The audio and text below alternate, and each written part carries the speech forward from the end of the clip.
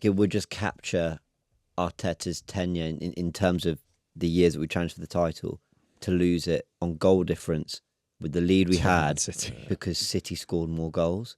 Like, it feels quite poetic. It feels like, don't write the storyline, bro. Don't write it. You're putting it into the universe. I don't mean to, but like, do you know what I mean? It's like almost, and I really reject people who've said this for a few weeks, but almost like, when people are going, football won. Even with the charges, like, how have we become the villains of football when they've got that hanging over them?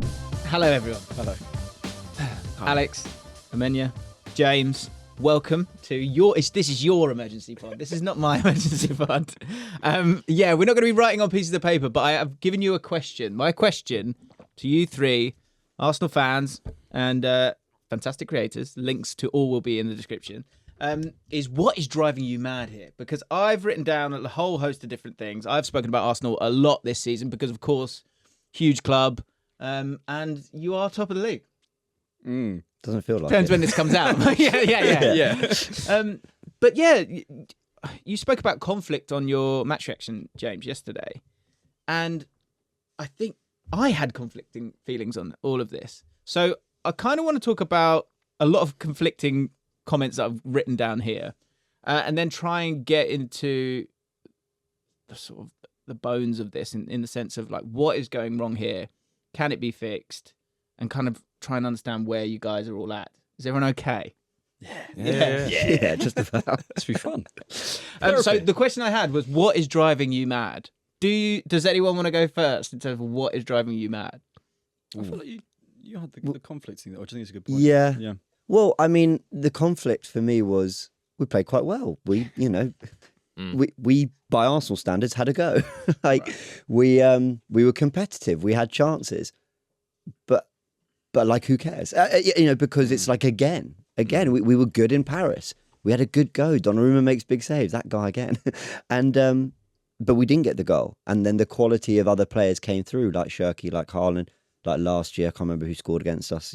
For Dembele at the Emirates.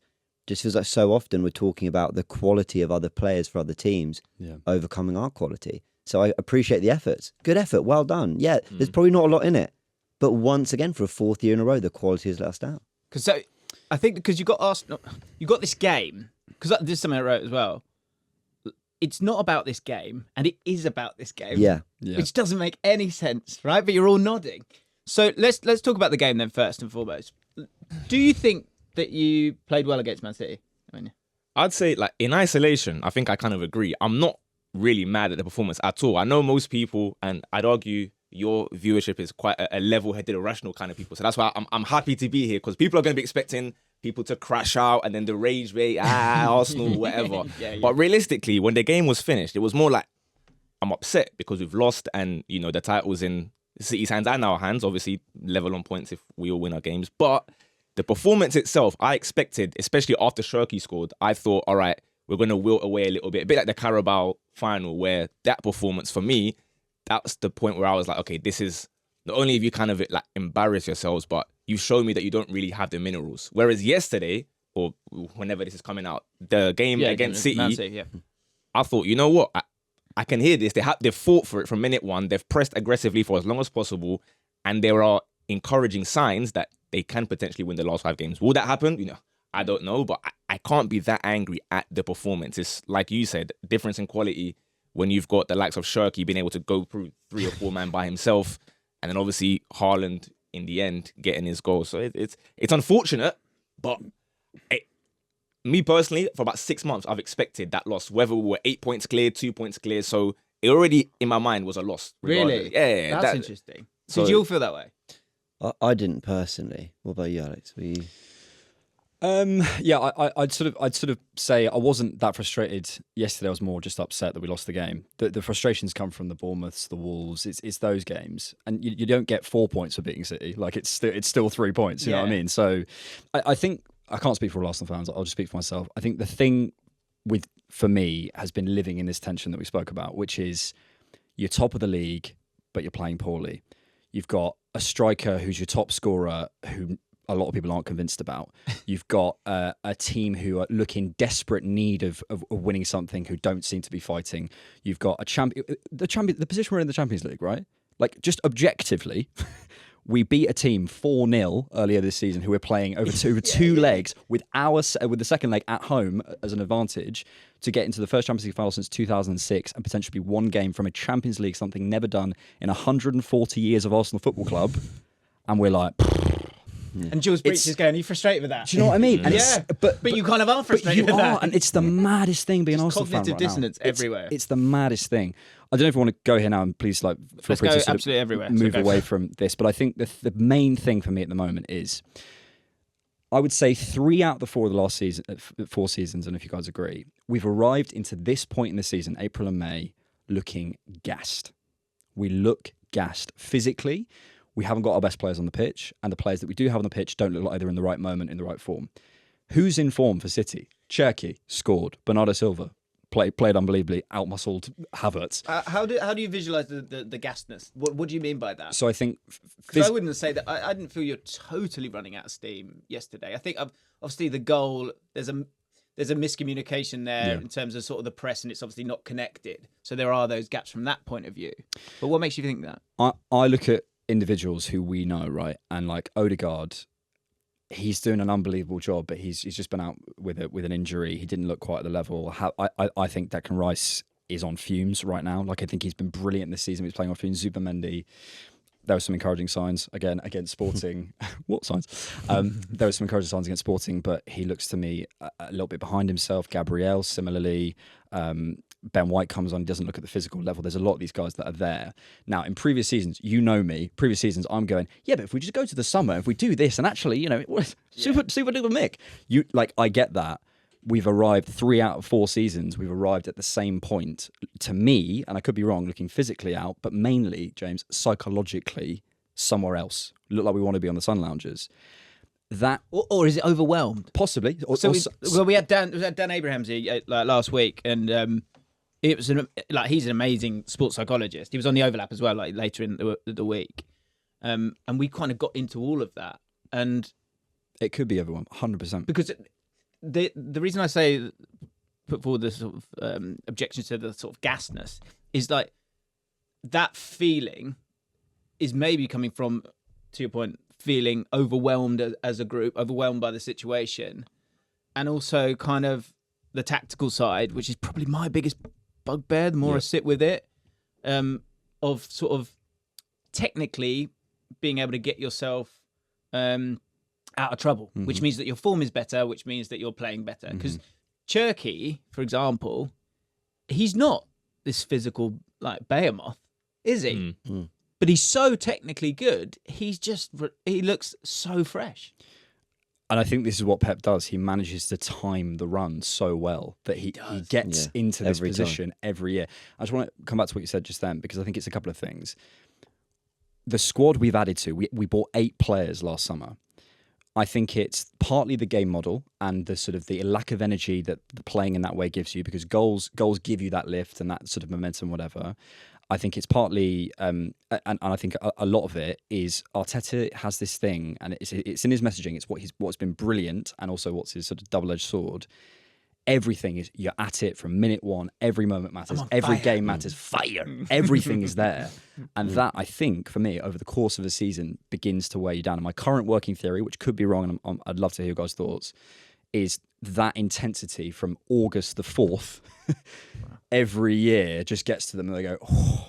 And I could be wrong, but it feels to me they're psychologically just like, oh. Well, I think it's a lot to take on as well. Let's look at that second goal where you see Odegaard's reaction to Martinelli pressing the wrong guy and O'Reilly's free.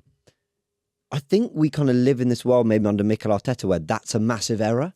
I might be wrong. I don't want to speak for Mikel, but that's like a huge error, and maybe even a bigger error than the Havertz misses. Like almost in a world where, but you didn't do your job in the press. And I sort of think, so what? Like, okay, you got it wrong. That happens. You didn't pick up the right guy and you got done and whatever. There's a lot that happens after that. And I feel like they're mentally exhausted by how overwhelming it is, trying to do something that hasn't been done for 22 years, competing on all 4 fronts at one point, famously, as we know. Never to be spoken back. Yeah, absolutely, yeah. Who brought that up? We didn't start it. Yeah, I'd never heard that word before. And just to sort of quick... Sorry, go on, finish your point, actually. Well, no, I think there's so much to take on. I think if you're Martinelli, this is where I feel a little bit sorry for our wingers, because it's kind of track back, cover our fullback, Make sure you're pressing at the right time. Know when to jump, when not to jump. Constantly watch where they're going because there's another team with tactics too trying to do something.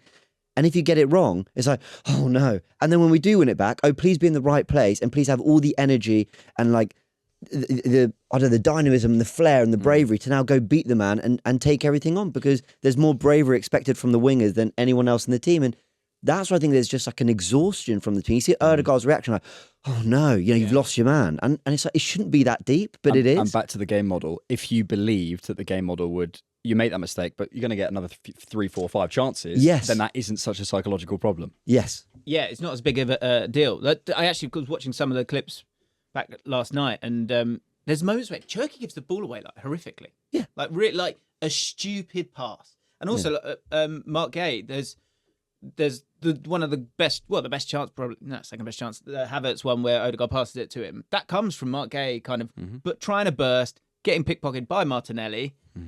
But actually 8 minutes before that, he's done the exact same thing, and it's led to that moment where Cherky can smile at Hincapié when he gets the ball. So you're right, it's making the creative elements bigger moments, which can like be overwhelming in a negative sense because it's this now or never feeling that it's crippling them a little bit. You know what it is as well? The two players you mentioned in particular, I want to pick up on. You said Cherky and Mark Gahey, right? Now, I think there's an overwhelming sense of, again, the Arsenal fans there's pressure and everyone is stressed out. It's been 22 years, all of that. But also you could argue it might also be overload of information from Arteta himself, right? Because we know Pep Guardiola, meticulous, he does everything, to a T, whatever. But Mark Gahey's come in, he's won an FA Cup, but other than that, he's not involved in title races. Ray and Cherky, he was not involved in title races, but they come in and they look so relaxed because it's a point of, okay, I've given you all the information I can possibly give you. At this point, guys like Cherky, go and do what you got to do. Mark Gahey, I've seen you lead an entire backline for Palace to go and have their greatest day ever. Go and do what you have to do. Whereas Arsenal players seem as though, as you guys have been saying, every single thing is so to a point that eventually it gets draining. And then physically as well, we look at a point where October, November time, we're talking about, many people are saying anyway, is there the Chelsea 15 goals record? Could that be happening? Because we were celebrating games where other teams weren't even having a shot on target, let alone a goal.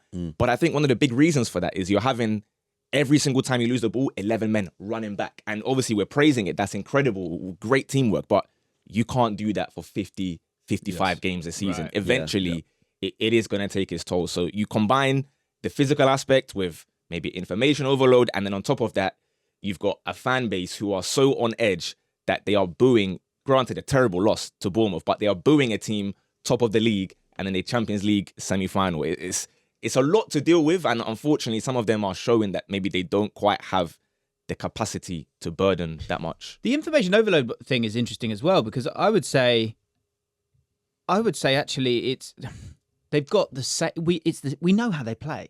It's the game model. Like, there's not enough there's not enough options. And the thing with Mark Gahey or Cherky or those guys, I think there are moments of fluidity for more options to get yourself out of it. But they're also playing in the present, where they're going, okay, I'm going to be positive. Oh, can I see someone? Oh, look, there's Bernardo Silva. I'll give it to him, even though there's someone up his arse, because it's okay, because he'll figure it out.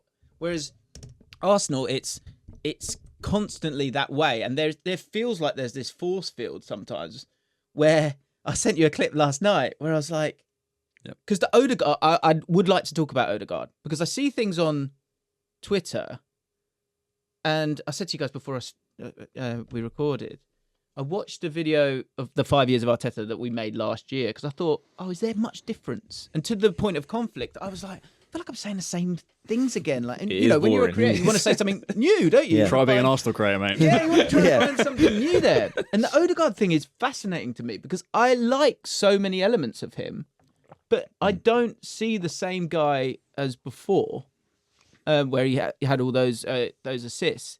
But then I went on Twitter and I was seeing people talking about like his numbers, and it was sort of final third entry passes and creating chances.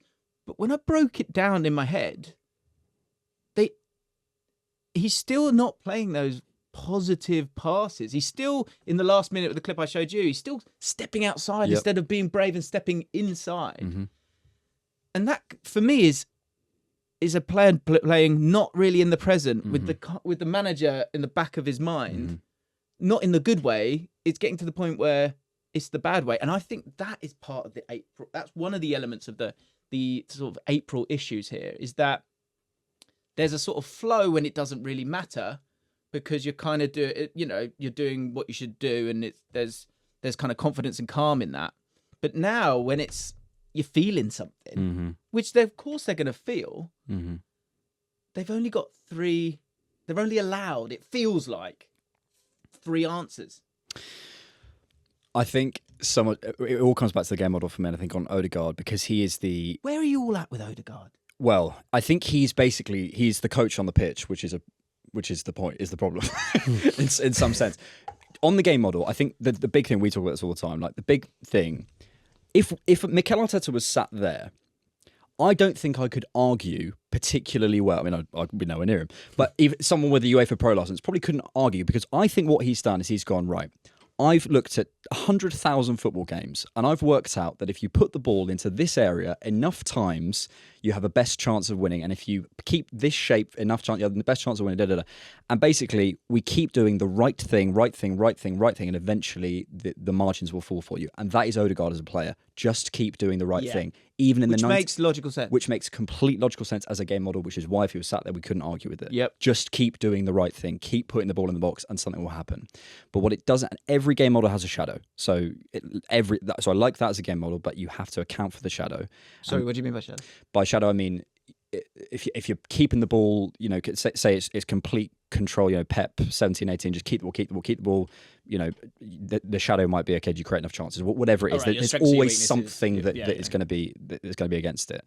We haven't baked into the game model this idea of doing the wrong thing, basically. What does a game provide you? The opportunities, a Cherky moment. Cherky's like and it's ironic that it's happened that way. He's the perfect example of what an Arteta, if you're going to play that way, just keep doing the right thing. You have to have 1 or 2 players in your squad who do the wrong thing occasionally and don't take them off on the 70th minute. That's exactly what I was going to say. Do you know what I mean? Like, it's crazy. When he's got the ball for the first time in the area that you want him to have the ball, and he's done something beautiful in terms of that ball roll. Exactly. We'll talk about Eze, obviously. Exactly. And then hit the post. But back to Odegaard, he is the... Why has he done that? Why has he taken him off? That's the one major mistake I think he made yesterday. I'm not sure why. Yeah, I liked most of what he did actually yesterday, but I agree with you. That but you guys must understand the lens. I sort of had a moment a couple of weeks ago, chatting to Jacob Hawley on his podcast, and I had this moment. I was like, well, if you are looking at the game through Arteta's lens, it's about efficiency and it's about dominating every aspect of the game. Yeah. So that is why you see absolutely everything that you see when it comes to this group. So with that in mind, why is he taking Eze off?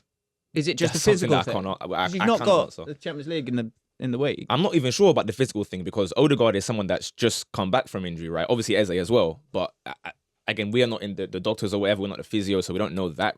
But can you guess? I think it would be something like Trossard. He's looked into the numbers. Trossard gets the ball into the box more than Eze, and he thinks, I just need to get the ball more into the box. And again, could you disagree? Unbelievable. Could have had the assist. I think my thing would have been for Eze to stay, and even Odegaard to have come off potentially had it been the other way. I would not have taken Eze off for Trossard, for Martinelli, for anybody, like personally. But I think he feels the need to replenish the wings to help defensively, even when we're behind. Like ultimately, the defensive platform has to be there to have the right to play your game. What was that quote? You watched the Arteta press conference a bit more than me, but he was asked about Eze's defensive work, and he said, without that, there's no chance of playing in this team. I don't think if he was speaking specifically about Eze, but he was basically saying, if you don't do the defensive side, you're not in it. And when he kind of hid him with Nunes on that left-hand side, he was sort of deeper when you were pressing, because you wanted Havertz and Rice and Odegaard to kind of lead it through the middle. Yeah, that's true. So back to the game. I got to my conclusion at the end of it that when all the stats are all there, and there's no way of getting around the fact that Havertz has 2 incredible chances that he should go and take.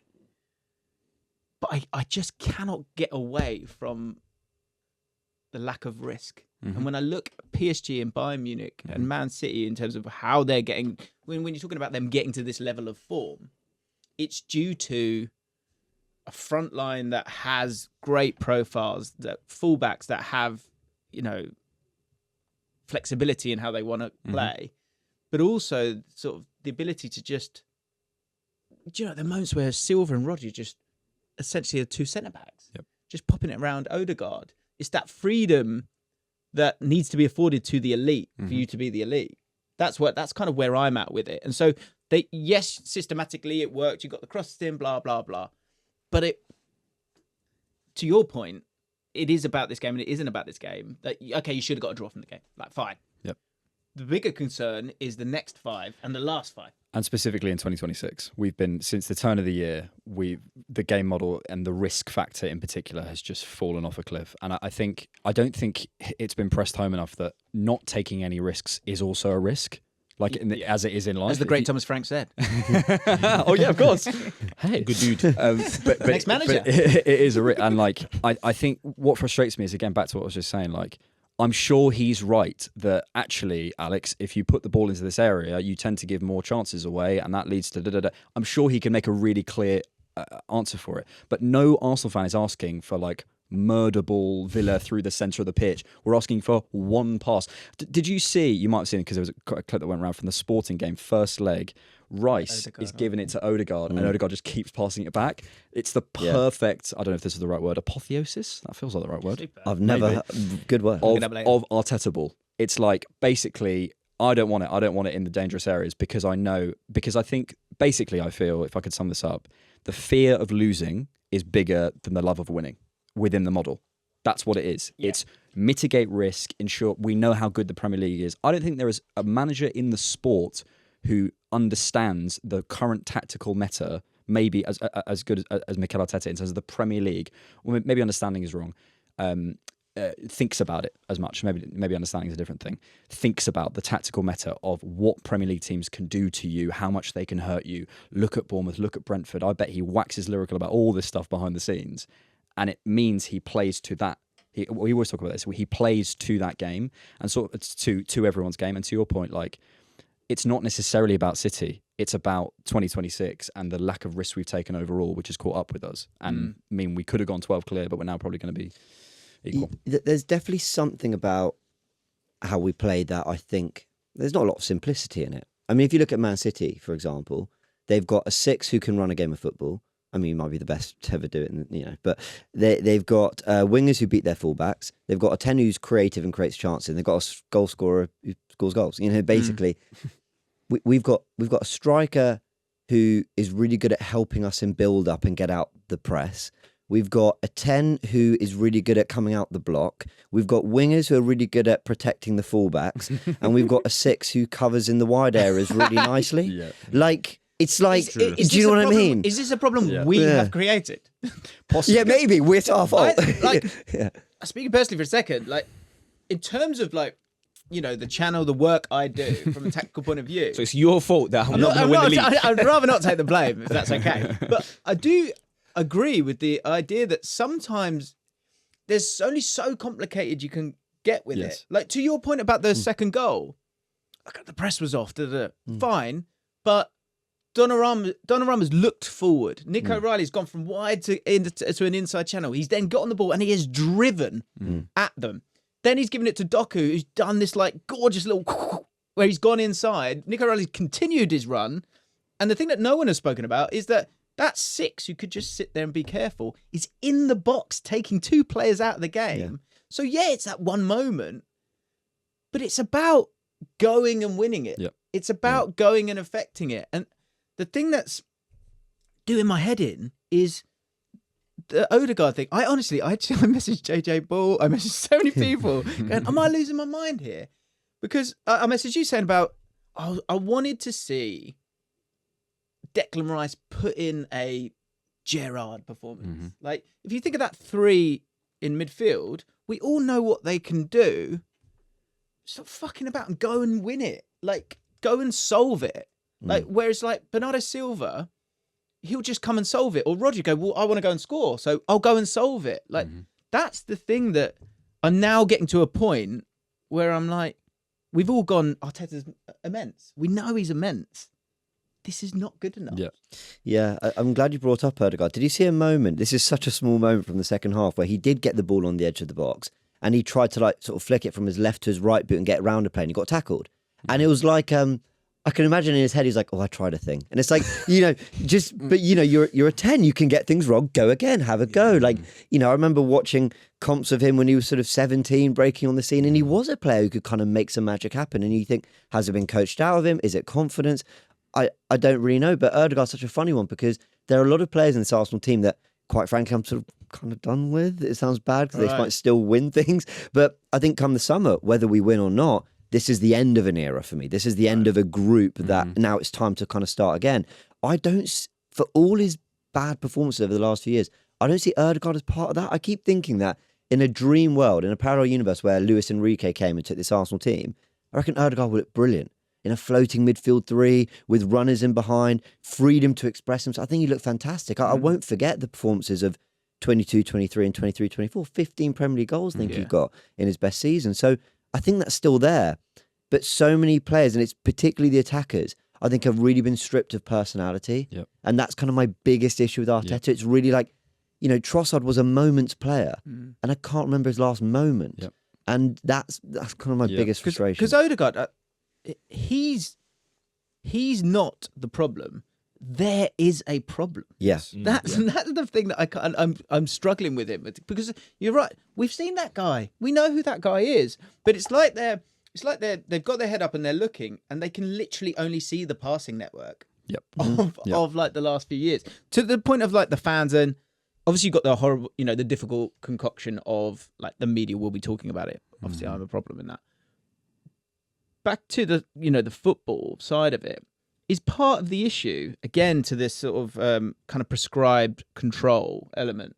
Do you think the fans are, like you're saying, you're a little bit done? Are the fans sort of desensitized to any of those sort of good elements because they've seen it so many times? It's a difficult one because again we've spoken about Odegaard quite a lot, and I think there's a massive gap between people's perceptions on the internet and then in real life, and then different factions of every fan base, as I'm sure other teams have.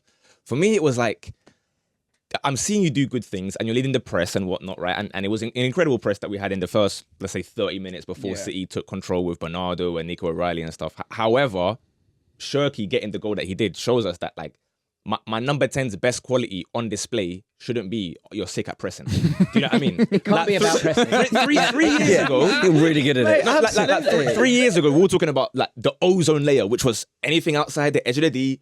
He's finishing that. I remember he scored like a brace against Chelsea. I was there. He's scored. Yeah, we were calling the ozone layer. Man United, he did it so many times. In and around the edge of the box, he's finishing that. Right. And then just overnight, he just stopped scoring. I'm thinking, okay, I don't really know what's going on here, but no problem. Keep on creating. Yeah. But then even the creation stuff this season, I felt bad for him this season because there were times where he'd get into form, bang, injury. He'd get into form, bang, injury. So it was unfortunate then. But at the same time, we have to also say the other perspective, which is if you're my captain and I see you maybe chickening out of going into 50-50s or duels, if we're going to be like Arteta, that doesn't really sit well with me. And at the same time as well, some of the through balls a little bit too overhit. In the first half, there was one to Havertz that went out for a goal kick, a couple in the second half. Fair play, he got one for Havertz where, Donnarumma makes a save and whatnot. But other than that, the creation wasn't quite there. So when you have a fan base who are already very emotional, right? Arsenal fans are extremely reactionary regardless. It's going to get very hectic. You're going to hear people huffing and sighing and whatnot. And naturally, you go within yourself a little bit and you don't want to be as expressive because, if I get it wrong, everyone's going to start crying around me. And it's hard to block that out. And because we know how they play, we know who they are, we've seen them a lot.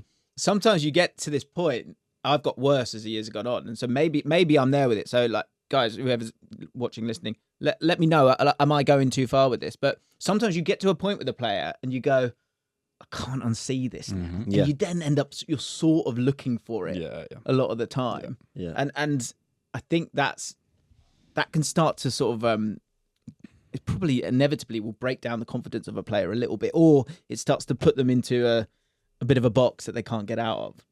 Yeah, you're very right about you can't unsee certain things. I said something that Arsenal fans weren't happy with me. I said, this is after Southampton. I said he looks very busy.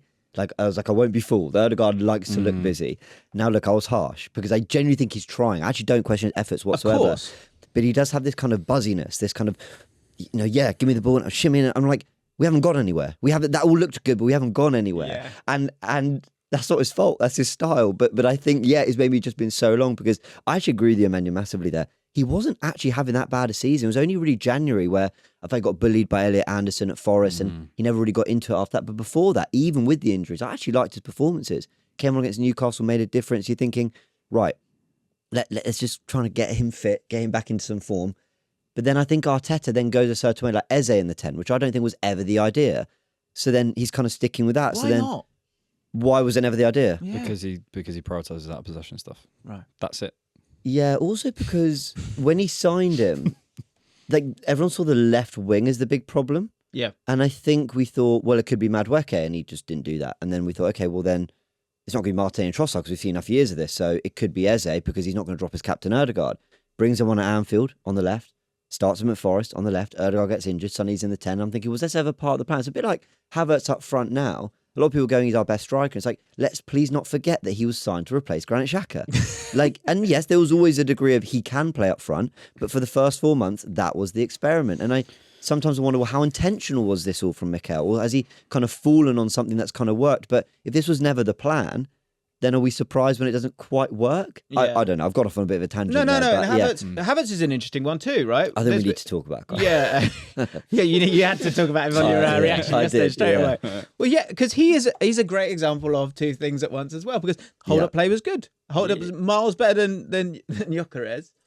But the game is about putting the ball in the back of the net. And when those moments came, despite being a player who's obviously scored a winner in the Champions League final, it just wasn't there in that moment. And that's maybe a bit of sort of like ring rust or maybe it's just not him. And to your point at the start of the season, I sat here with Clive and Jacob in January, and they sort of opened my eyes a little bit with Gyökeres, where they were like, Gyökeres was 55 million. He was, he's not the guy. And I was like, I'm sure he was the guy. I'm sure he was coming in to be the guy. But then we all did this. I think he was meant to be the guy. There's no we all, by the way, on the Gyökeres stuff. Just to clarify, there was no we all. Yeah, me. That's you're fair. never feeling him. A lot of people did resist it. You weren't sure. No, it's at because all. people were gassing him off of that Man City hat trick, where he's facing Simpson Poussey at centre back, and then he gets a penalties. He was brought to be ahead of Havertz, though. For sure. Surely he wasn't brought to be a backup. I don't was know. he? The Athletic said that he probably would have started the season on the bench. Right. So is Havertz the guy then? Again, Havertz as a... Do you ever notice the questions in the press conference? I never like, Mikel, this player scored 1 goal in 5 years. Is that going to change? All the questions are, so Mikel, what are you doing with the out of possession stuff with Eze? And Mikel answers that it's all on those terms. And it's a mindset that is in the club now, I think, from Mikel, which is... back to it, lack of risk, etc. And then the players respond to that, and like every conversation, I think just comes. We can talk about the players individually, and I think we should, and I think it's worth having a conversation about Havertz. But Mikel comes off the pitch yesterday and talks about both boxes, and he's like, "Oh, we lost the game in the boxes." I'm like, fine, but you're asking Havertz to do sprints back into his box, and you're asking him to do so much, which you can't see. You just see the one moment you go, "Oh, he's not a finisher." Yeah, he might be blown out of his heart. He probably is. And as you say, it's the most basic thing. It's like the game's about putting the ball in the back of the net, and again, I've said this from the beginning of the season. It's not about flipping the dial like completely to the other side. It's just shifting it a touch, and the fact that we're having these same conversations, that you made that video, and I'm sure if we watched it, would completely apply. It's exactly. It's kind of. I'm in the same place, and it was interesting. Right at the end of it, you go, Berta's come in, and so this will either that. I said the last line of it is like Berta and the recruitment alongside Arteta's next evolution will define this. Yeah, and I think that rings true. And today, look, you still might win the bloody league. I know that's what's insane. I was going to ask you guys. I do want to talk about Zubimendi. I do want to talk about the front line. Talk about Zubimendi. But what's been your favourite bit of the season? Do you have a favourite? I actually do. Actually, yeah. Oh, okay, you have one straight away, so you go for it. I got to think about. Isn't that crazy? So I think beating Tottenham 4-1 at the Emirates and following it up with a 3-1 against Bayern Munich, because that was when I saw something. I thought, Mikel Marino, mate. Marino up front apparently is the answer. But it's we did something to that Bayern Munich side that I think is what Arteta wants. But to your point about it's exhausting, you can't do it over 50, 55 games. Yeah.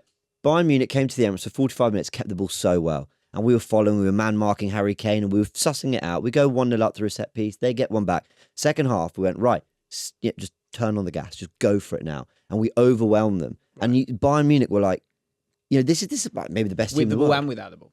We were good with the ball, but I think we just ran all over them, basically. And we were good with the ball. But I think when you do run all over a team, a little bit like Klopp's Liverpool at their best, then the on-the-ball stuff becomes supernatural because you've won the ball. It's a high turnover. They're not in a defensive shape. So the pass is obvious. So you do it quicker and then everything the attacking football kind of comes. And I think in that game, I sat there and I thought, wow, if we can do this all season, no, you can't stop us. But you can't do it all season. There's probably a reason why. It's based on the physical. We can't do it when Christian Odegaard's getting 53 Premier League minutes. Yes. I'll tell you that.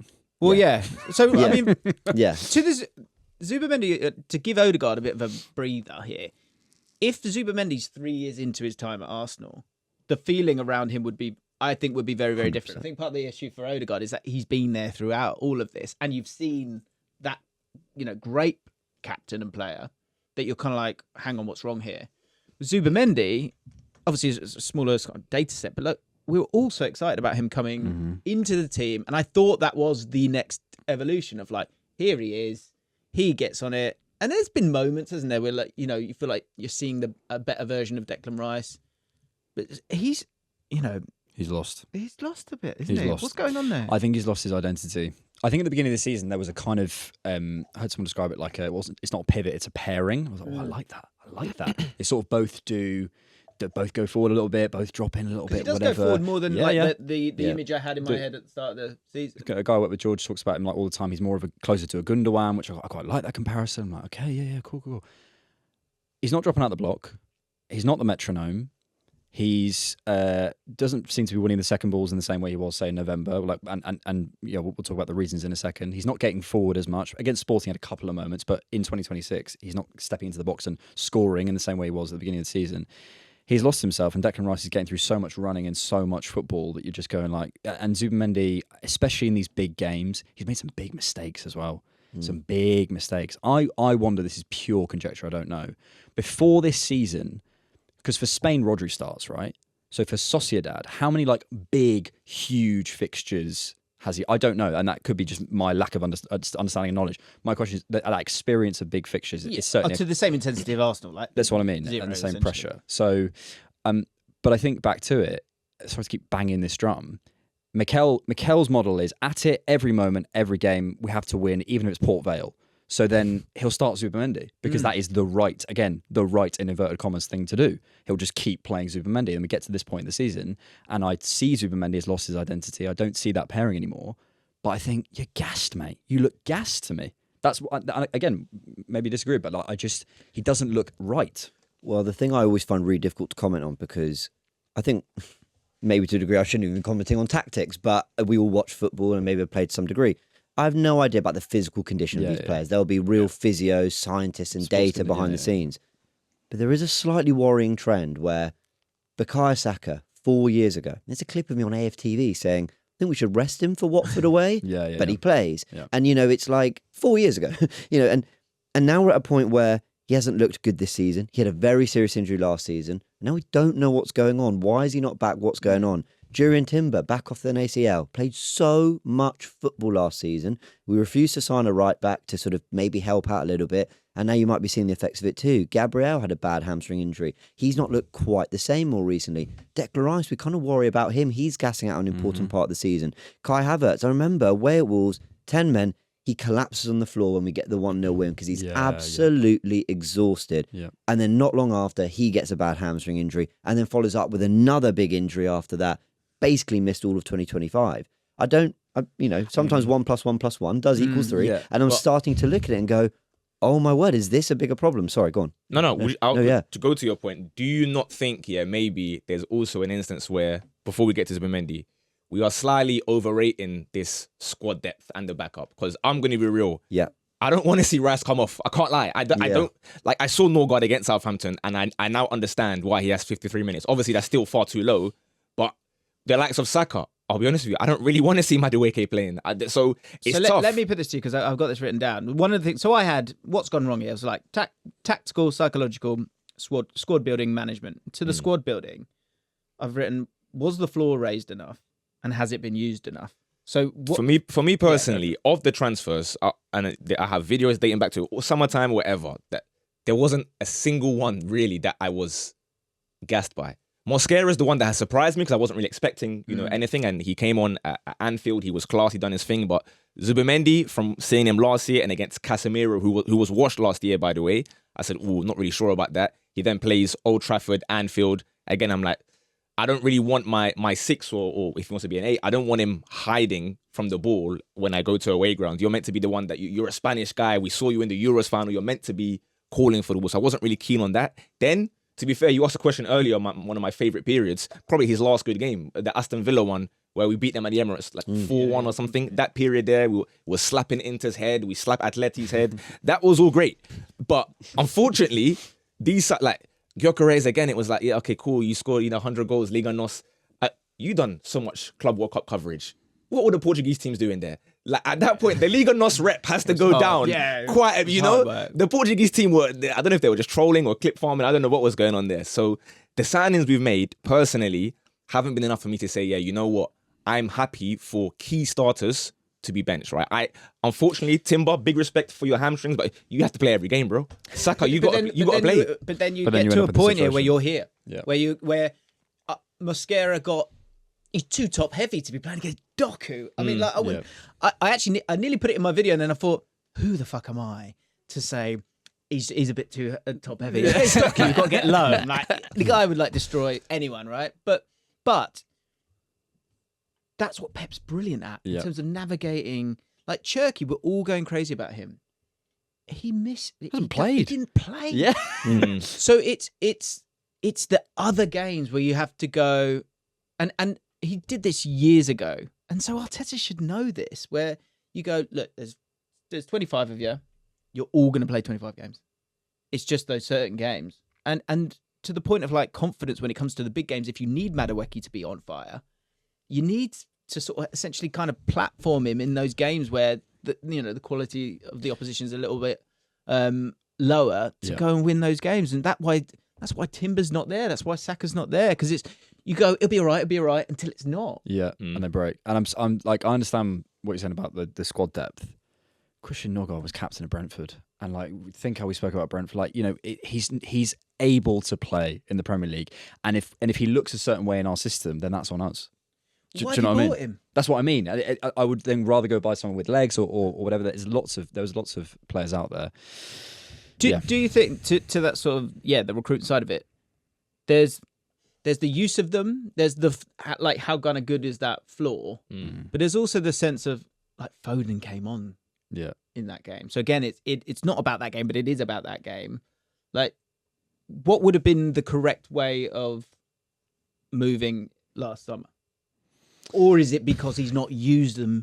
For me, it's more usage. Everyone was raving about them in October. To go, look at that bench. For me, it's more usage. Yeah. It's the usage across the season, and that's why I bring up Norgard in the Zubimendi conversation, because I don't think you can have the Zubimendi falling off in conversation without talking about his usage. He's played the most minutes of any outfield player coming straight from La Liga. I also, I'm looking at the players yesterday, Bernardo Silva, Roger, they just look so technically superior. And so then you start going, oh my God, our players are all terrible. And you go, hang on a minute, no, they're not. They're just, I'm sorry to keep banging on. I think they're gassed out because they played at this high intensity, high focus, not even a shot on target. Yeah. Mikel's in the dressing room, guys, if you have a shot on target, it's like, oh my goodness, just wait, like till the end of the season. And this is what Pep is so good at. And the thing is as well, actually, kind of an example of what we're talking about, Odegaard came back and played 90 minutes yesterday? You didn't come on today. 90 minutes. From what I hear, he maybe could have made Sporting, and it was just sort of a decision that was like, right, let's just save you for the weekend. He nearly wins us the game because of the press. If we'd scored one more goal of a high turnover, so that could have worked. So Mikel does know to sort of save, but I just don't think he's done it enough. I think he can see the benefits of freshness, but with certain players, he just seems to be blind to it. Yeah. You know what the issue is? I listen. I'm not saying, again, play 90 minutes every single game. The problem that we have is that so many games, whether it be Man City or Mansfield or Wigan, every game is going to life or death. Yeah. And so when you have a game that is minute 80 and it's still a 1-goal difference or it's 1-1 or something, that is why I'm saying it's hard for me to look at my best players come off because we don't have enough games where we go back to, let's say, creative issues. If you're 2-3 up, cool. You go off, have a rest. But I don't want to see Declan Rice come off the pitch and it's 1-0. We were moaning about Eze, weren't we? You see, that's what I mean. So that's why it's difficult. We're not creating enough chances to then be able to say, you know what, now have a rest. Even Sporting, we could have arguably, we went away 1-1-0. Second leg, cool, 0-0, we done our thing, whatever. But if you get a couple goals, you know City's on the weekend, just go out and try to get a win and then you can rest. But every game is life or death, and I can't. That's keep such doing a good that. point. It's like we play more minutes than Man City, if that makes any sense. Yeah. We play. I remember there's one game that captured this. It was Brighton at home in December. I think it was not Boxing Day, maybe the 27th. We were brilliant that game. Odegaard scores. I think we went 2-0 up. We were in control, and then they got one back, and then we're just fighting for dear life to just like hold on to them, thinking just should be 5-0, just done. And so we almost played 20 minutes more than we needed. You're right. It just became like so stressful. That comes back to my point about I think Game model? physically it's the sort of the jadedness or the overwhelm is because this is the other thing. Like we're just sat here having watched the game, then you turn it off. The adrenaline of having that last 20 minutes not be pop, pop, pop, being hang in there. That's got to be exhausting. Yeah. And then you're not sleeping. And then you got to go again 3 days later. And he's playing you. Bro's going, bring your lunch, bring your dinner for Bournemouth at home at 12:30. And it's like, give us something to, if you play well, if you put the ball at risk. We lost that game in the first half, by the way, because we didn't put the ball at risk. And then you're there in the second half, running for your life, trying to bring your lunch and dinner because we haven't put the ball at risk. Yeah. It's like... Do you think that... It's all linked for me. Do you think that Arteta needs someone to go... Yes. Yes. I said, right, can I tell you one of my worst shouts? I think he would be open to that. Can I tell you one of my worst ever shouts, apart from sat here saying Tommy has to go for 80 million? Yeah. You're the only one who keeps bringing that up. It's not great. I remember saying in like 2021, Roy Hodgson was out of a job, and I was like, why do you get him in as an assistant? And everyone was like, oh, stupid as that. I think what I was trying to say was... You wanted a Pat Rice. It feels... what he's done is he's got rid of one really intense 28-year-old Spanish guy who's obviously going to go have an amazing career, and by the way, is like winning off set pieces, etc. Cuesta gone to Parma, to Gabriel Heinze, who's coming and doing team meetings with the players like this. And it's like you just need someone. I don't know who it would be, a Steve Holland or I don't know. Someone just to come in and go, Mikel. You just need that, and I think that is one of the greatest. The best people I ever meet, they know their weaknesses. They surround themselves with people who bring out the best in them. And I think he has that unbelievable laser focus. Pep is intense, but he's intense in a sort of it's a different thing. Do you know what it is? You're absolutely right. And with Pep, there's this element of kind of beauty in it, in the sense that obviously the teams play beautiful football, and he's always had those great players, so that helps, right? But if there was to the point of him saying, like, I'm on fire. Yeah. That is actually really like pertinent. That is his personality. His the one, I don't know if you've seen the clip where Pep's going positive. It's at the front of your mind. That's what it's about. The next action. It's about the next one. When you do that, again, the fear goes because it's that way.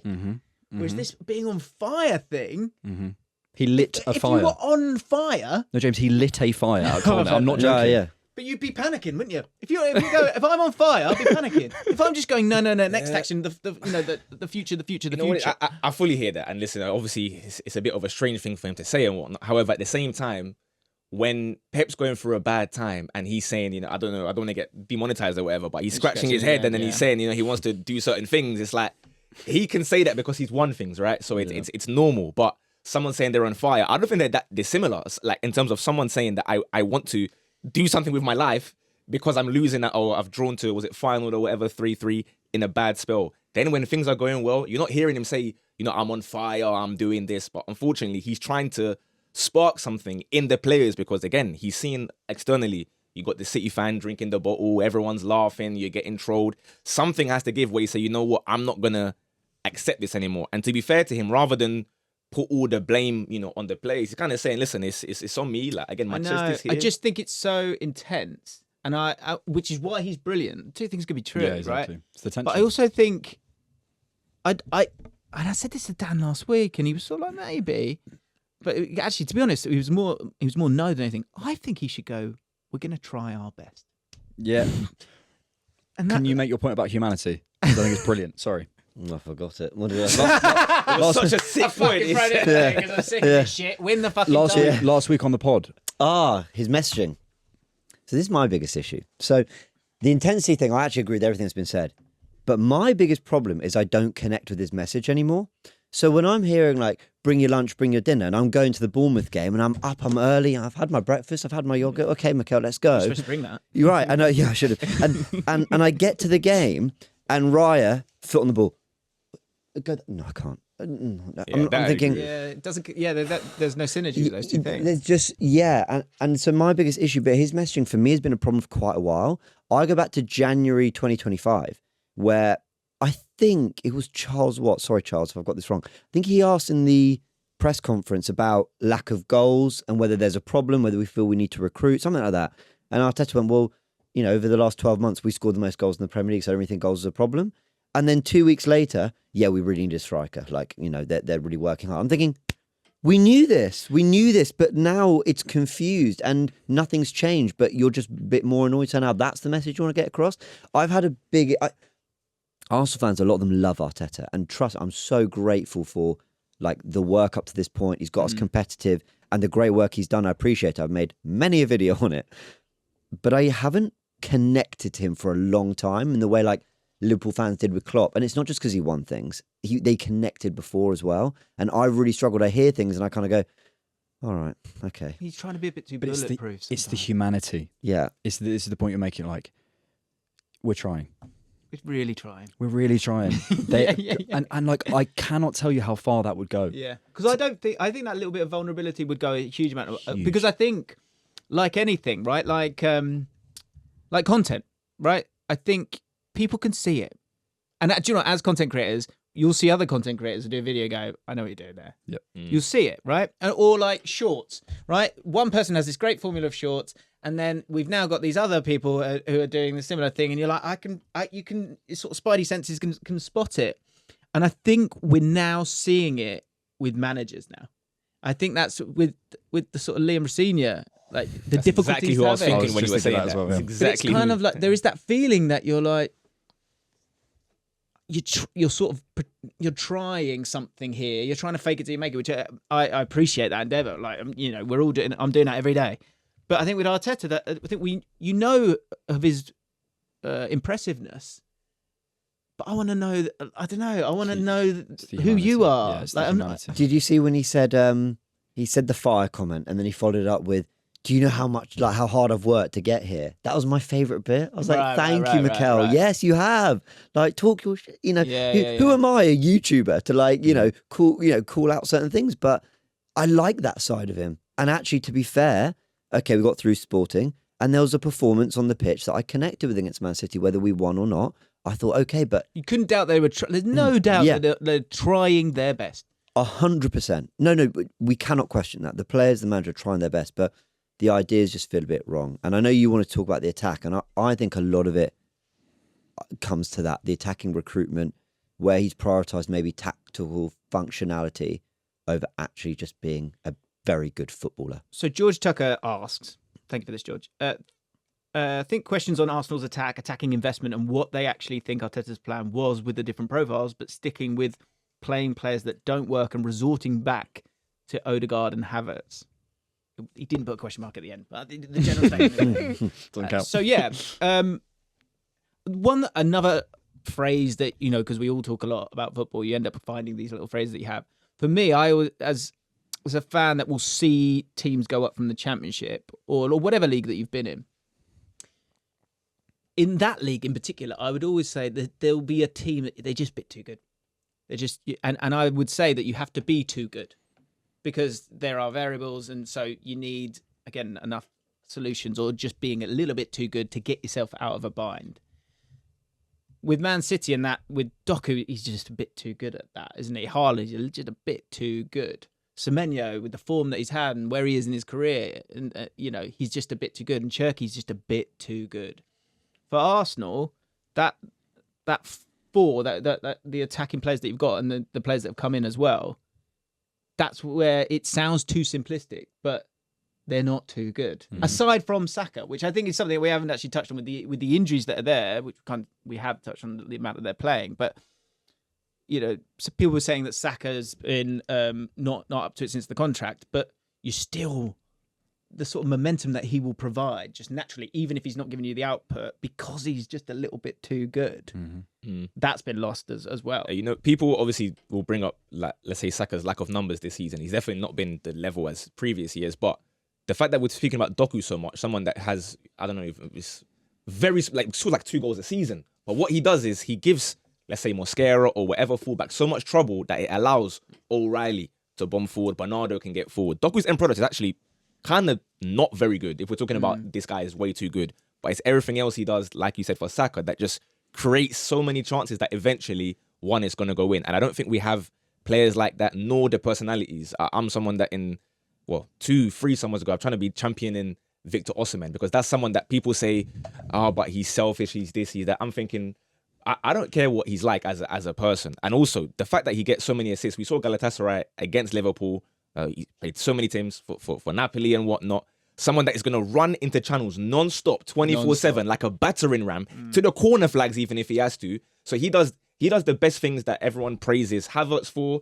Also the best things everyone praises Gyökeres for, having elite mentality, whatever, running non-stop. And also he can finish.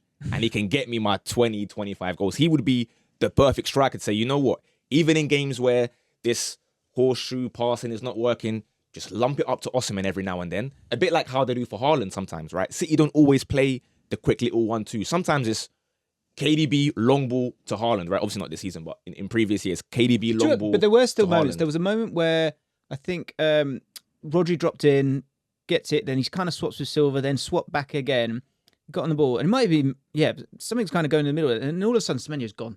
And he goes, boom, he just pinged it over the back. That he's seeing the option and he just goes that's what you need. And you need a backline to be fearful of you as well, right? Because that then you might drop off a little bit or you might play very differently. And someone like Osimhen, for me, if we're talking about, let's say, transfers and whatnot, I know obviously he's in Turkey now, he's enjoying his life.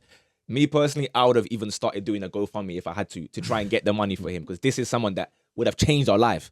Unfortunately, we don't have him. We've got a frontline who rely very much on confidence, because people are always making, let's say, excuses for people. We hear about Gyökeres never get service and whatnot, and I hear that. But then at the same time, I'm seeing Havertz miss 5 chances whenever he plays up front. So clearly, he's the one that's getting chances. I see Mikel Merino play up front.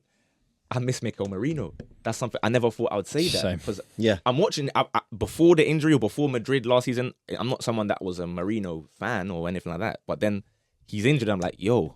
But he's not too good. Yeah, he's not too good. Yeah. But compared to there's what we an have, issue in there. Yeah, of course. It is what it is. I think what's interesting, too good, for example, would you put Doku in that? You put Doku in that? I think at what he does and how he takes players out of the game, he's too good. So we're talking about specialists and generalists. You can have a bit, And I think what we've signed is too many generalists. We've signed a load of players who are good at sort of 7 out of 10 at a load of things. But actually, and what Pep did, I think, last summer with Cherki, even with Donnarumma. Donnarumma isn't amazing at playing ball out of back, but he's arguably the best shot stopper in the world, maybe behind Courtois. He's just signed someone who is and you can't have 6 attackers who do that, but he's signed a load of that. I think he tried to do that with Gyökeres, but it's not at the level, so you can't talk about that. I think when I come back to the game model and stuff like that, I do lean heavily on Mikel, but with the forward recruitment, there's sporting directors, there's owners. It's a lot harder to sort of slice the pie of who goes where. But we talked about this. The forward recruitment at Arsenal has just been bad. It just is. Like, if you look at the recruitment back to Marquinhos and all these guys, like if you look at the level, we've not had one player, I would say, that we've signed in the forward areas who has guarantee, no questions, Declan Rice banged. Yeah. There just hasn't been that player. And this is where I get difficult where to sort of apportion this blame, because by the sounds of things, Mikel wanted Isak last summer. By the sounds of things, Mikel wanted, Rodrigo last summer. He ended up getting Gyökeres and Madueke. But what the frustration is, we don't react. So City in January when I got Semenyo. When was the last January signing we made? 2023? Yeah, We don't do that. We just don't do that. We had Semenyo available for £65 million on the table. Again, from what I hear, was willing to join Arsenal. Nothing. Yeah, he loves Arsenal. He's an Arsenal fan. He's literally not like his dream stadium. The club is enormous. Yeah. So to go and get those kind of players, where the rest of the ripple effect of all of this is that you get those kind of players. Thank you. You get those players in. And the rest of the footballing world goes oof. Yep. And that oof will then give you as a group the lift that we've been talking about. Yeah. And I saw this. It was a clip with David Beckham, and this guy was talking about pressure. And he was saying when you are under pressure, the people you sort of kind of lean on your skill or how you feel about your skill. And if you are so certain of how good you are, and he's talking to David Beckham here, so this would have been free kicks. He's so certain about his ability at free kicks that under pressure he's better. Yeah. To that front line. Because of the skill set, sort of, and look, Doku, God, there was a sort of an air swing that he did yesterday where I was like, how are you a professional footballer? But the bit that he is world class at, he is really world class at. And overall, when the pressure is coming, they seem like they're feeling comfortable, as is Bernardo Silva, as is Rodri, to sort of to go to their skills, their technical skills, and that's the issue here. To those signings. It's great for content, right? But there's been huge debates on all of these guys, isn't there? Madueke, Gyökeres, even Trossard, who has been a success for what you paid for him. But like in terms of being too good. But again, a generalist, because I'll say Arsenal, not necessarily Mikel Arteta, because who knows with the recruitment, but he's been there, so we have to give him something. Trossard, it's can you track back? Can you play in different positions? Can you shoot off both feet? Can you retain the ball? Can you and he is, but he doesn't have that one Doku level skill where you go, okay. Let me do it myself. And by the way, you can't have everyone, but we just haven't signed enough of those sort of specialist profiles, and we've then missed out on them. I really worry about the kind of players Arteta likes. Yeah. Like he let Waneri go on loan, and I just find that crazy. Well, why would you not want a player who has shown on quite a consistent basis in such a short time at Arsenal, he can put the ball in the top corner out of nothing. Comfortably better numbers at right wing than Madueke as well. Right, yeah, absolutely. And he went, no, I don't really want that. Or maybe he felt that he had to develop him or whatever, but... Not now. Not now. Yes. It is now. It's about now. I find that crazy. And, you say generalist, and I agree completely. My worry is like the amount of time he's given to players that I feel awful saying this. You say too good. I wonder how good, actually. Nketiah for years had a place in the squad. Martinelli for years has been like because he works hard, a real soldier of right his. Things. Kai Havertz for years, and that's kind of a bit harsh because he did miss most of 2025. But pretty much when fit, I'm using him in some way. Off Jesus in the 10, in the left 8, or up front, or something, or right 8 in a final. I don't know. And I'm just like, I just don't rate these players. I mean, every single year we sign someone from Chelsea. And we have to convince ourselves they're going to be good, and this time it was Madueke. And so often... Hey, don't forget Kepa. Oh, my word. And even I backed that one. I went, 5 million sensible. Yeah, that's on you, man. Oh, no.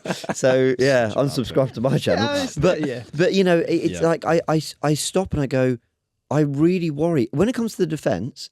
Oh, it's like a 100% hit rate. They're pretty much all brilliant. Even Zinchenko, that Arsenal fans weren't happy with, transformed the way we play. Like people will rewrite history on him. He was huge for that one season, and cool, then we evolved and whatever. But when it comes to the attack, maybe Jesus is the only one that came in and pre-injury clearly made a massive difference. Yeah.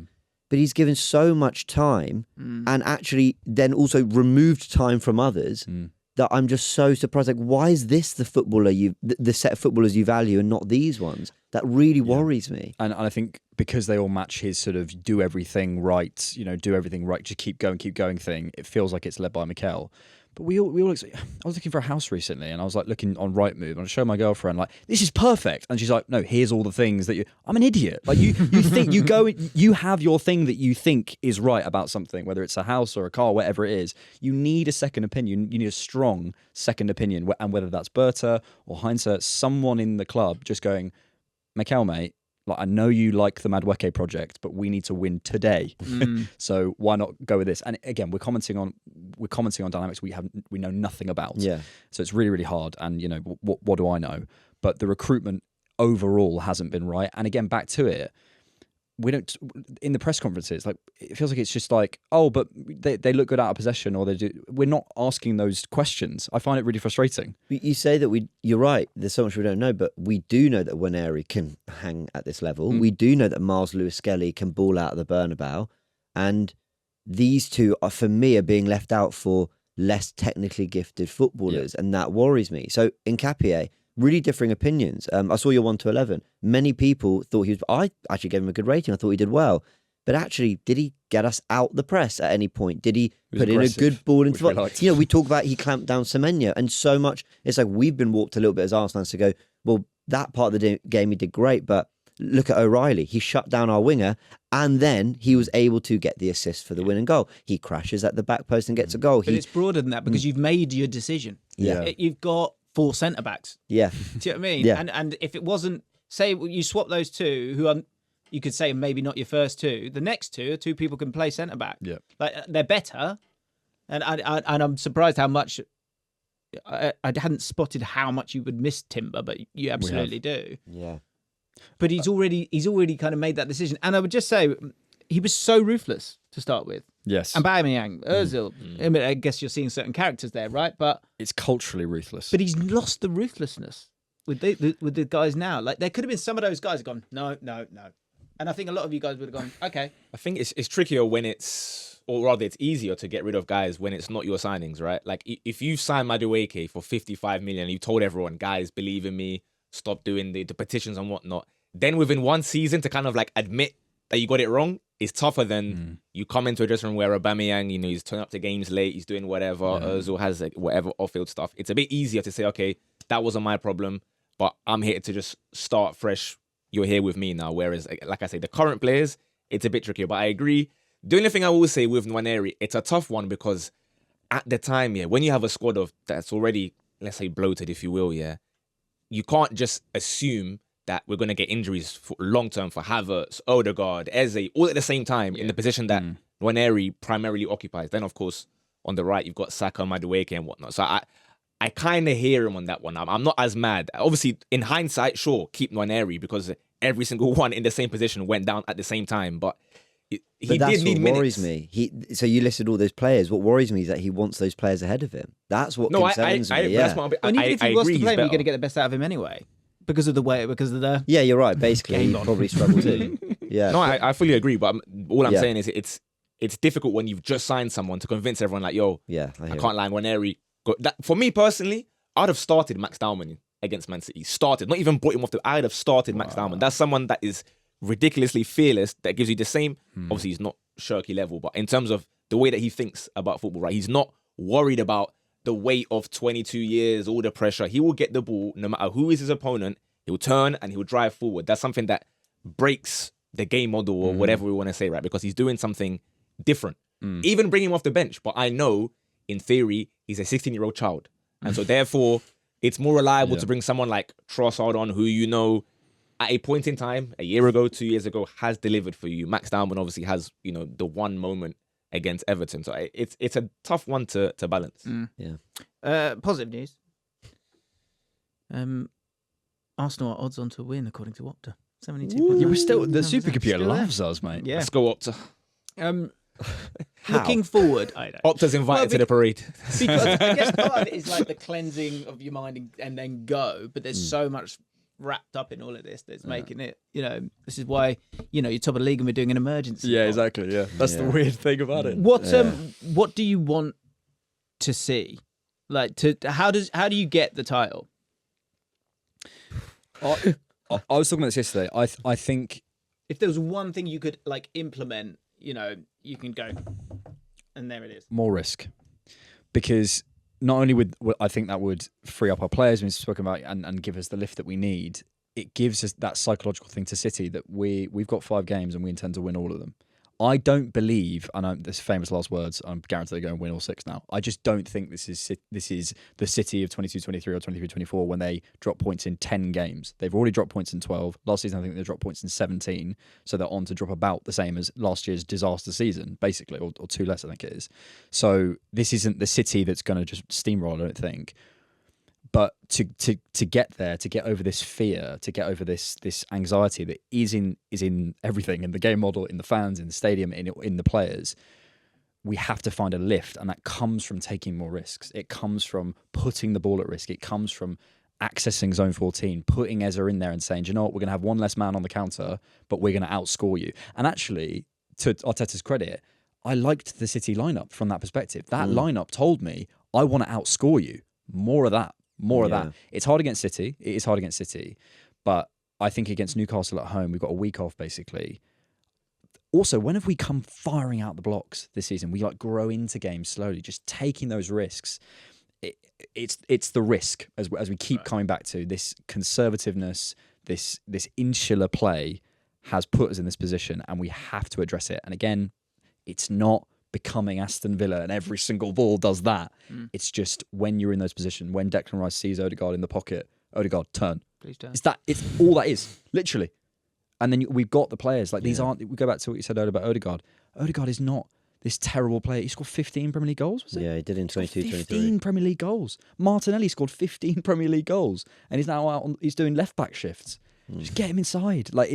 I don't think it's not going to... we're not going to rip up the game model. It's a tiny shift. Yeah, and I would. A little part of me is like, go on, Mikel, just... If you're going to die on the hill. Really, if this is really what it was all about, stick it. If this was the plan, stick to it. Almost Norgard, Rice, Zubi midfield. Yeah, there's also a little part of me that's like, well, don't rip it up because it's got you this far. I'm really torn. I keep talking about the red button.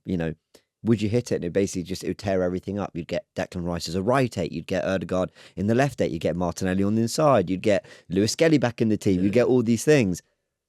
I think the one thing I learned from the City game, as much as we lost, was that there are certain players that can, they can deliver what Mikel Arteta wants tactically. And when they do, we are always in a game, at least. Yep. And for Kai Havertz, I was debating a lot online with people. I can't say someone had a good game if they missed big chances. And I actually don't think it was just 2. I think it was the third when he ran offside when Eze played him in and then he took a really heavy touch. Yeah. It's another massive chance. So for me, he missed 3 big ones. For me, you didn't have a good game if ultimately you've left with that. However, I totally acknowledge the press was better. He literally scored from it. We were much more a functional unit in a really big game because of him up front. So just go with your trusted soldiers and let's just hope we get it done a little bit.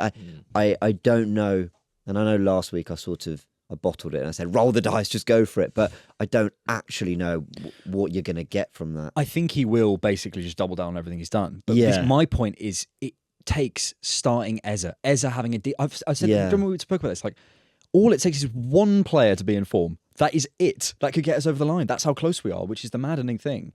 And so sticking with an Eza and just saying, right, Eza, I'm just giving you a little bit more freedom. In this Arsenal team, in the same way that Max Dowman made such a big splash. Why? Very, very talented player, unbelievable. Because he plays with no fear. Literally gets on the ball, takes someone on the inside, and everyone's like, oh my God, the game's completely changed. That's how close that's all it needs. So if that goal had gone in, we're sat here saying we're back, and also, we're so close. So it just requires someone like an Eza to have a bit more freedom or something. I'd like us to be able to defend well again. We've really lost that for a few months. Yeah, I was at the Emirates, we beat Palace 1-0. We didn't have a shot for 33 minutes. This was back in October. The Emirates was calm. There's this kind of sort of myth that, unless we're seeing sort of prime Wenger ball, that we're all kind of losing our heads. The Emirates was absolutely calm. Why? Because Palace did nothing. We had to grow into it. We knew we'd probably get a moment. The set piece came as they scored. We won 1-0 and we kept it going. There were plenty of games like that. Fulham was a similar one away from home. Newcastle had to fight to turn around, but we nicked it at the end.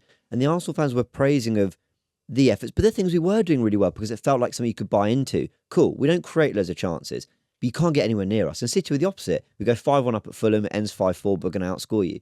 And now City have come more our way, but maintained what they were good at. Whereas actually, I think we've just lost the defensive solidity we had. The one thing that was our superpower. You won't get a shot, let alone a goal. You won't get territory. The XG philosophy, my favourite account for a few months. Because just constantly, by halftime, this team has had 0.01 for the first time in 22 years. I'm thinking, great, that is amazing. What? And where's that gone? But who won us that game with one moment? Eze.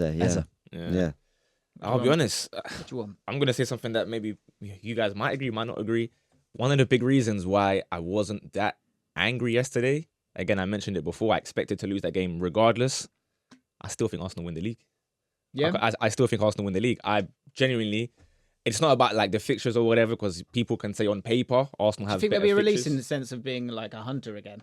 I think what I they saw in this game was enough to say these guys are gonna just ride out to the very end. And I think as a fan base, as much as guys, you can crash out, you can have your thoughts on Arteta, in, out, whatever. I think these last 5-6 weeks, everyone's just got to be, as one unit, like galvanized. Everyone just up for it and say, you know what? Realistically, as you said, this might be the last dance for many people, right? There's players here that big respect to what you've contributed for us for a number of years, but this should be your last year. Make it your last year with a little parade, with a little trophy. So I do believe we can.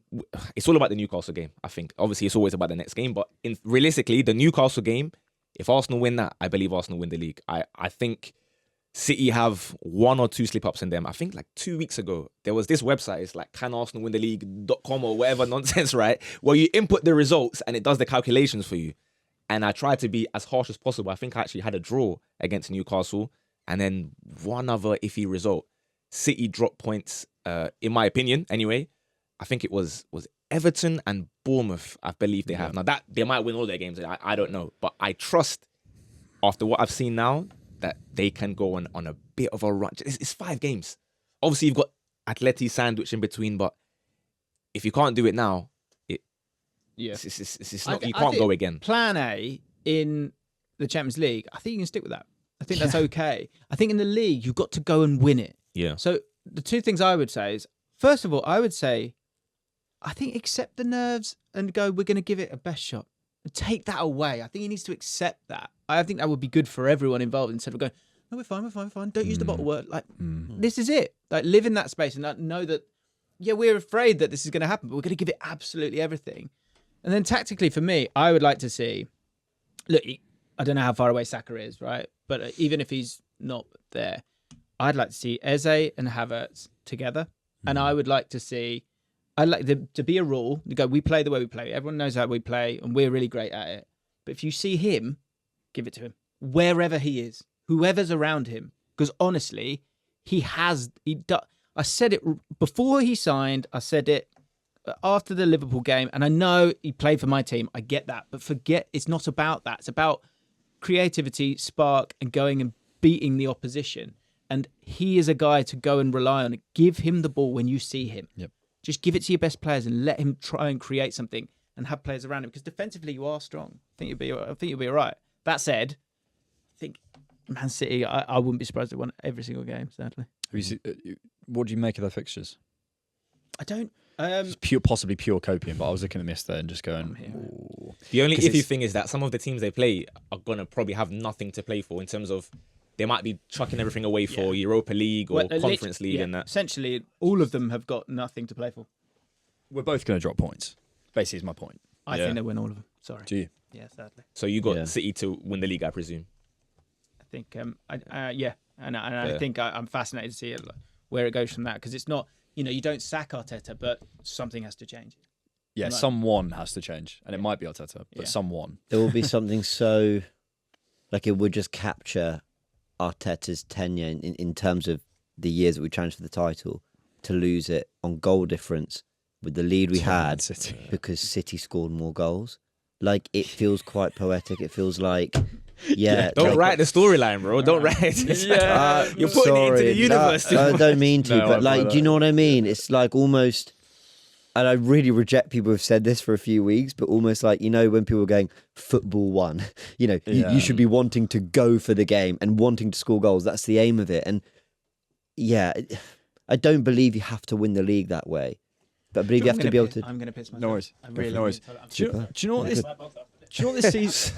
Do you know what this season's taught me as well, massively, is how big style of play is in terms of getting grace from Massively. not only just fans, but like the sort of the support of everyone. Because I think Man City, like, surely rivals. If you're like a Fulham fan or a Palace fan or whatever, I would think you'd support Arsenal in a title race. But it feels like maybe this is just my perspective, but it feels like everyone's like, no. I hate watching Arsenal. I want City to win. Yeah, but I don't think it's about hating the way that Arsenal play, because this is going to be the case, and I'm sure City fans that are watching won't like this, but I think for any other team, City winning is like the lesser of the evils, if you will, because when Liverpool were fighting for the title, right, and we were not involved, we were still saying, yeah, you know what, City, go win it. Because realistically, like, unfortunately, I know they're going to not like it, but everyone kind of just moves on, right? It's not like when Liverpool win, we're used to it. Yeah, when Liverpool win, it you know more fans in real life, or United win, Chelsea win, you don't want them winning. So people can put it in a way that it's because of how bad Arsenal play. Arsenal can play incredible football, 22-23. People still want City to win. It doesn't matter how Arsenal play. People just like to hate for some of them valid reasons. They love the crash outs and whatnot. But genuinely speaking, it could have been anyone else in the title race. People are going to say, let City go win it, because it's like, we all move on. We don't really count it in our eyes or whatever. Even with the charges. Like, how have we become the villains of football when they've got that hanging over them? No, This is so... Do you know what I mean? So obviously with the charges, we just have no idea what's going to happen. But I think almost that makes it easier for people to swallow. Like, well, do we even know if it's... That's what I'm saying. If Arsenal are to win the league, which I obviously I hope they do, Arsenal win the league, it kind of... we were just carrying on. I love that. If Arsenal win the league, it almost eradicates other people's excuses, right? United fans look at it and say, if Arsenal can do it, how come we can't? Chelsea fans, the same thing. But if City win the league, everyone's like, oh yeah, cool. Yeah. City, they won again. Oh, what a surprise. It's funny because I think because we are the hunters in terms of like we're trying to win a title when we haven't. But I don't feel that way. I feel so much like anger towards them because they keep taking time. No, of course you do now. But but when it was Liverpool against Man City, I don't know. Maybe I can't speak for you, but I wanted City to win the league. Yeah, I did. I didn't want Liverpool to win it. I don't think I did. I just find it mad that we've ended up being the villains of what feels like the villains of football against Man City because of the way they've been built, whatever. And like people might disagree with that and say, well, you know, my mate's a Liverpool fan or whatever. I never want them to win the league. I think City, for me, in terms of the way they've been built, it doesn't feel like there's that. I don't know. I find it mad that we're the villains against City. I don't. I hear it, man.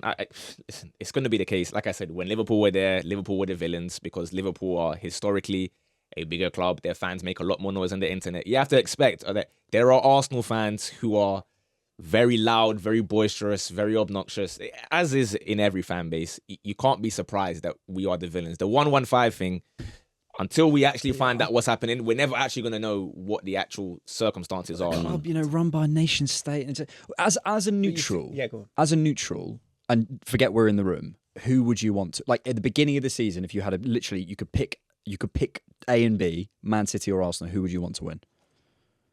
At the beginning of the season, I thought Arsenal would win it. I thought their defence would be too good, and I thought Eze would provide it. I thought him and Zubimendi. I thought But who would you want? He's asking to what win? you'd want to have happened. I wanted Arsenal to win it. Yeah, because Man Cheeky City Eze. would win it Because they've won it so many times. Because of everyone hanging over them. Like the issue is, you know, we there's always recency bias, and I think there has been probably in our conversation, right? But right now, the sort of the 115, you're not really thinking about that when you're watching the games, and the difference between maybe Liverpool last year winning it and Arsenal maybe winning it this year, it's the football. When you're out, as I said, like this season has taught me so much about like style of play. Like whatever happens, football is entertainment.